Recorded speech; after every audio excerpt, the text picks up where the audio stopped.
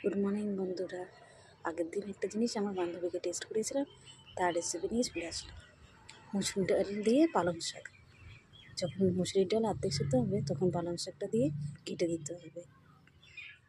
যখন সিদ্ধ হয়ে যাবে দুটোই তখন নামিয়ে রাখতে হবে। তারপরে গোটা মশলা দিয়ে পেঁয়াজ দিয়ে ভালো করে ভেজে নিয়ে তার মধ্যে রসুন আদা বাটা, জিরে বাটা দিয়ে ভালো করে কষাতে হবে।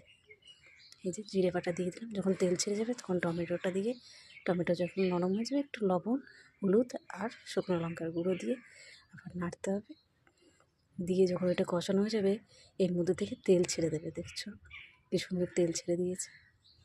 তার মধ্যে আমি দিয়ে দিলাম ধনেপাতা। ধনেপাতাটা আমি আগে দিয়েছি কারণ আমাদের বাড়িতে ধনেপাতার গন্ধ পছন্দ করে না। এবার ডাল সেদ্ধটা দিয়ে দিলাম, এবার দিয়ে ভালো করে নেড়ে নিলাম। এই যে নেড়ে নেওয়ার পরে দেখবে ডালটা কি সুন্দর ফুটে উঠেছে। যখন ভালো সুন্দর ফুটে ওঠে তখন দারুণ একটা স্মেল আসে। তার মধ্যে আমি দিয়ে দিলাম নামানোর আগে গরম মশলা। গরম মশলাটাকে একটু মিলিয়ে দিলাম। মিশিয়ে দেওয়ার পরে এবার নামিয়ে রেডি খাওয়ার জন্য। কেমন লাগলো বলবে। Thank you for watching.